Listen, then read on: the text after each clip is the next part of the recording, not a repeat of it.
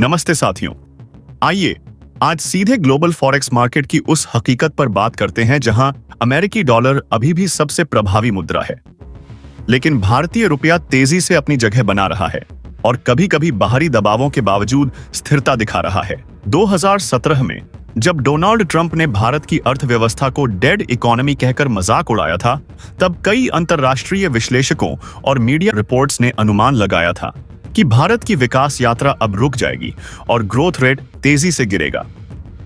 लेकिन भारत ने हमेशा की तरह जवाब शब्दों से नहीं बल्कि ठोस नीतिगत कदमों से दिया। और अब अक्टूबर 2025 में रिजर्व बैंक ऑफ इंडिया ने एक ऐसा सक्रिय और रणनीतिक हस्तक्षेप किया है जिसने न सिर्फ रुपए को मजबूती प्रदान की, बल्कि पूरे वैश्विक आर्थिक परिदृश्य में भारत की स्थिति को और मजबूत कर दिया है। संगीत खबर यह है कि आरबीआई ने अपने विदेशी मुद्रा भंडार से अरबों डॉलर की सीधी बिक्री की है, जो सुनने में एक सामान्य फॉरेक्स ऑपरेशन लगता है, लेकिन इसके पीछे का संदेश बहुत गहरा है, क्योंकि यह सिर्फ मुद्रास्त्रीकरण का कदम नहीं, बल्कि भारत की आर्थिक संप्रभुता का खुला प्रदर्शन है। और आज हम इस पूरे घटनाक्रम को बारीकी से समझेंगे। आरबीआई के आधिकारिक साप्ताहिक डाटा, एक्सचेंज रेट चार्ट्स, अंतर्राष्ट्रीय एजेंसियों की रिपोर्ट्स और चल रही ट्रेड खबर की इनसाइड अपडेट के साथ। लेकिन दोस्तों, वीडियो में आगे बढ़ने से पहले एक बात बताइए, जब हम भारत की इस गौरवशाली जीत की बात कर रहे हैं, जब हम अपने देश का झंडा बुलंद कर रहे हैं, तो आप लाइक, सब्सक्राइब और कमेंट में भारत माता की जय लिखने में क्यों हिचकते हैं? हम देख रहे हैं मनोरंजन वाली वीडियोस पर तो आप लाइक्स की बौछार कर देते हैं, लेकिन भारत की शान की बात आने पर जोश क्यों ठंडा पड़ जाता है? चलिए आज एक वादा करें, सबसे पहले इस वीडियो को लाइक करें, चैनल को सब्सक्राइब करें और कमेंट में भारत माता की जय लिखकर देशभक्ति का जज्बा दिखाएं। तो अभी लाइक करें, सब्सक्राइब करें और भारत माता की जय का नारा बुलंद रखें। पहले पूरा बैकग्राउंड समझते हैं कि 2025 की शुरुआत से ही वैश्विक वित्तीय बाजार में दबाव बना हुआ था। अमेरिकी फेडरल रिजर्व ने अपनी बेंचमार्क इंटरेस्ट रेट संगीत को 5.5% पर स्थिर रखा, जिसकी वजह से दुनिया भर में डॉलर की मांग में भारी उछाल आया। दूसरी तरफ मिडिल ईस्ट में जारी भू राजनीतिक तनाव की वजह से ब्रेंट क्रूड ऑयल का भाव 92 प्रति बैरल तक पहुंच गया और चूंकि भारत अपनी कुल कच्चे तेल की जरूरत का 85% से अधिक आयात करता है, इसलिए इस मूल्य वृद्धि का सीधा असर भारतीय अर्थव्यवस्था पर पड़ा। साथ ही ट्रंप की वापसी के बाद अमेरिका फर्स्ट पॉलिसी के तहत नए ट्रेड टैरिफ का खतरा बढ़ गया, जिससे विदेशी संस्थागत निवेशकों ने भारतीय बाजार से पूंजी निकालना शुरू कर दिया। सितंबर 2025 तक एफआईआई ने अरबों डॉलर की नेट सेलिंग की और इसका परिणाम यह हुआ कि रुपया लगातार कमजोर होता चला गया। फरवरी 2025 में जहां एक अमेरिकी डॉलर 83.2 में मिल रहा था, वहीं 6 अक्टूबर 2025 को यह 88.8 के सर्वकालिक उच्च स्तर पर पहुंच गया।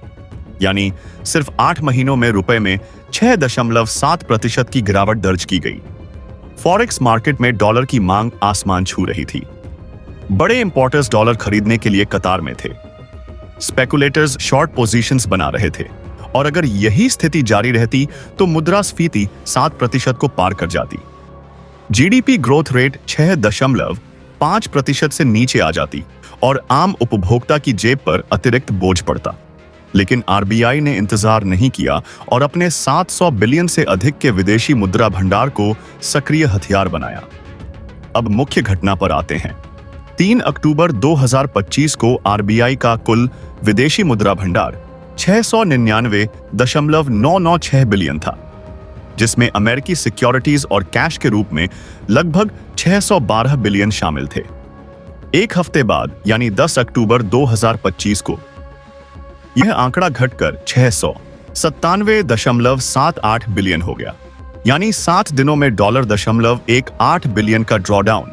और यह कमी वैल्यूएशन में बदलाव की वजह से नहीं, बल्कि स्पॉट मार्केट में सीधी बिक्री के कारण हुई। आरबीआई ने बड़े सार्वजनिक क्षेत्र के बैंकों के माध्यम से डॉलर की भारी मात्रा में सप्लाई की। साथ ही फॉरवर्ड मार्केट में 30 दिन और 90 दिन की अवधि वाले स्वैप डील्स साइन किए, जिनमें भविष्य में डॉलर डिलीवरी का वादा किया गया। कुल मिलाकर सिर्फ 2 हफ्तों में 3.5 बिलियन डॉलर का हस्तक्षेप किया गया। इसका असर तुरंत USD/IAR चार्ट पर दिखाई दिया। 6 अक्टूबर से 22 अक्टूबर के बीच डॉलर 88.8 रुपये से गिरकर 87.95 रुपये तक यानी 73 पैसे की रिकवरी। और यह कोई संयोग नहीं था, बल्कि बाजार में डॉलर की बढ़ी हुई सप्लाई का सीधा परिणाम था, क्योंकि सप्लाई बढ़ने से डॉलर की प्रीमियम वैल्यू घटी और रुपया फिर से मजबूत होना शुरू हुआ। अब इस मैकेनिज्म को और गहराई से समझते हैं। विदेशी मुद्रा बाजार पूरी तरह सप्लाई और डिमांड के सिद्धांत पर चलता है। जब डॉलर की मांग ज्यादा और सप्लाई कम होती है तो उसकी कीमत बढ़ती है और रुपया कमजोर पड़ता है। RBI ने अपने भंडार से डॉलर बाजार में डाले, जिससे सप्लाई में वृद्धि हुई, कीमत नीचे आई और एक्सचेंज रेट संतुलित हुआ। लेकिन यह सिर्फ गणित नहीं है, बल्कि मनोवैज्ञानिक प्रभाव भी है, क्योंकि जब कोई सेंट्रल बैंक इतने बड़े पैमाने पर हस्तक्षेप करता है तो बाजार को स्पष्ट संकेत जाता है कि हमारे पास पर्याप्त भंडार हैं और हम अपनी मुद्रा की रक्षा करने में सक्षम हैं। इससे स्पेकुलेटर्स घबरा जाते हैं, उनकी शॉर्ट पोजीशंस अनवाइंड हो जाती हैं और बाजार की अस्थिरता कम हो जाती है। ब्लूमबर्ग की अक्टूबर 2025 रिपोर्ट के अनुसार रुपए की इंट्राडे वॉलेटिलिटी 0.4% से घटकर 0.12% रह गई, जबकि एम्प्लाइड वॉलेटिलिटी इंडेक्स 8% से नीचे आ गया, यानी बाजार की घबराहट पूरी तरह खत्म हो गई। इस हस्तक्षेप के फायदे कई स्तरों पर फैले हुए हैं। सबसे पहला और सबसे बड़ा फायदा आयात लागत पर नियंत्रण का है, क्योंकि भारत हर साल लगभग 600 बिलियन डॉलर का आयात करता है, जिसमें अकेले कच्चे तेल पर 180 बिलियन खर्च होते हैं। रुपए में 1 रुपये की गिरावट से सालाना अतिरिक्त 10 बिलियन का बोझ पड़ता है। अब जब रुपया 88.8 से 87.95 पर आया तो तेल कंपनियों की लैंडेड कॉस्ट प्रति बैरल लगभग 10 रुपये कम हुई, जिससे पेट्रोल और डीजल की कीमतें स्थिर रहीं और उपभोक्ता मूल्य सूचकांक आधारित मुद्रास्फीति 5.49% पर नियंत्रित रही। दूसरा फायदा निर्यात क्षेत्र को मिला। संगीत, IT service, pharmaceuticals and textiles जैसे सेक्टरों को स्थिर एक्सचेंज रेट से लंबी अवधि के कॉन्ट्रैक्ट्स साइन करने में आसानी होती है। NES कम की रिपोर्ट के मुताबिक स्थिर रुपए से वित्त वर्ष 2025 से 26 में IT निर्यात की वृद्धि दर 12% तक पहुंच सकती है। तीसरा फायदा निवेशक विश्वास का है। अक्टूबर के आखिरी हफ्ते में FII ने 2.8 बिलियन डॉलर की नेट खरीदारी की और बॉन्ड मार्केट में 10 वर्षीय G-Sec यील्ड 6.78% पर स्थिर रहा। चौथा और सबसे महत्वपूर्ण फायदा वैश्विक स्तर पर संकेत का है, क्योंकि RBI ने दिखाया कि उसके भंडार 11.4 महीने के आयात को कवर करते हैं, जो IMF के न्यूनतम मानक से कहीं अधिक है और जरूरत पड़ने पर हम रिजर्व का सक्रिय उपयोग करने से नहीं हिचकते। अब राजनीतिक और कूटनीतिक प्रभाव की बात करते हैं। यह आर्थिक कदम सिर्फ मार्केट तक सीमित नहीं रहा, बल्कि ट्रेड नेगोशिएशंस की मेज पर भी भारत की स्थिति को मजबूत कर रहा है। ट्रंप प्रशासन भारत पर स्टील, एल्यूमिनियम और कुछ कृषि उत्पादों पर 50% तक टैरिफ लगाने की धमकी दे रहा था। लेकिन RBI के इस आत्मविश्वास भरे हस्तक्षेप के बाद अमेरिकी पक्ष ने नरमी दिखाई। इकोनॉमिक टाइम्स और रॉयटर्स की रिपोर्ट्स के अनुसार वॉशिंगटन में चल रही द्विपक्षीय वार्ताओं में अमेरिका ने प्रस्ताव रखा है कि उच्च टैरिफ श्रेणी को 50% से घटाकर 15 से 16% तक लाया जाए। बदले में भारत ने कुछ स्पष्ट शर्तें रखी हैं। पहली शर्त यह है कि नॉन GMO अमेरिकी कॉर्न और सोया मील पर सीमित कोटा आयात की अनुमति दी जाए, लेकिन मात्रा सालाना 5 लाख टन से अधिक नहीं होनी चाहिए। दूसरी शर्त, डेयरी सेक्टर में कोई समझौता नहीं, क्योंकि यह 200 मिलियन भारतीय किसानों की आजीविका से जुड़ा मुद्दा है। तीसरी शर्त, किसी भी समझौते में 6 महीने की पीरियडिक रिव्यू क्लॉज अनिवार्य होगी, ताकि एक तरफा लाभ ना हो। और चौथी शर्त एनर्जी सिक्योरिटी के मोर्चे पर है। जहां अमेरिका चाहता है कि भारत रूस से कच्चे तेल की खरीद कम करे और बदले में सस्ता एलपीजी तथा एथेनॉल ऑफर कर रहा है।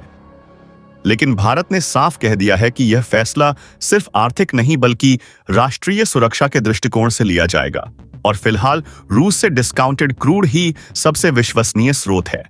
यानी आरबीआई का यह कदम ट्रेड वॉर में एक मौन हथियार साबित हो रहा है। लंबे समय में इस कदम के मायने और भी गहरे हैं, क्योंकि आरबीआई न सिर्फ डॉलर बेच रहा है बल्कि अपने रिजर्व की संरचना को भी विविधता प्रदान कर रहा है। अक्टूबर 2025 तक सोने का हिस्सा 9.3% से बढ़कर 13.6% हो गया, यानी कुल 854 टन सोना अब भंडार में है। साथ ही अमेरिकी ट्रेजरी बॉन्ड्स में निवेश को घटाकर $240 बिलियन किया गया है। यह डॉलराइजेशन की दिशा में स्पष्ट कदम है। आरबीआई रुपया इनवॉइसिंग को बढ़ावा दे रहा है। BRICS देशों के साथ स्थानीय मुद्रा में व्यापार बढ़ा रहा है और आने वाले वर्षों में रुपया एशियाई मुद्रा बास्केट में शामिल हो सकता है। गोल्डमैन सैक्स का अनुमान है कि 2026 के अंत तक USDIAR 85 के स्तर को छू सकता है और उभरती अर्थव्यवस्थाओं की मुद्राओं में भारत सबसे मजबूत स्थिति में रहेगा। यह सब इसलिए संभव हो रहा है क्योंकि भारत अब IMF की निर्धारित लाइन में खड़ा नहीं है बल्कि अपने संसाधनों और नीतियों से अपनी मुद्रा की रक्षा कर रहा है। पूरा घटनाक्रम भारत की आर्थिक परिपक्वता का जीता जागता प्रमाण है। आरबीआई ने साबित कर दिया कि विदेशी मुद्रा भंडार सिर्फ बैकअप नहीं बल्कि रणनीतिक उपकरण है। रुपया अब सिर्फ एक मुद्रा नहीं बल्कि भारत के आत्मविश्वास और संप्रभुता का प्रतीक बन चुका है। और जब दुनिया की सबसे बड़ी अर्थव्यवस्था भारत से समझौता करने की पहल करती है, टैरिफ में कटौती का ऑफर देती है, तो यह स्पष्ट है कि वैश्विक वित्तीय शक्ति का केंद्र पश्चिम से एशिया की ओर स्थानांतरित हो रहा है और इस बदलाव में भारत अग्रणी भूमिका निभा रहा है। अब आप बताएं कि आपके अनुसार यह डिडॉलराइजेशन की शुरुआत है या ट्रेड कूटनीति का मास्टर स्ट्रोक? अपनी राय कमेंट बॉक्स में जरूर लिखें। आरबीआई को इस साहसी और दूरदर्शी कदम के लिए बधाई दें और अगर यह विस्तृत विश्लेषण आपको उपयोगी लगा हो तो वीडियो को लाइक करें, अपने दोस्तों और परिवार के साथ शेयर करें ताकि ज्यादा से ज्यादा लोग भारत की इस आर्थिक मजबूती के बारे में जागरूक हो सके। चैनल को सब्सक्राइब करके बेल आइकन को ऑन कर लें ताकि ऐसे ही रियल टाइम और डाटा आधारित अपडेट सबसे पहले आपके पास पहुंचे।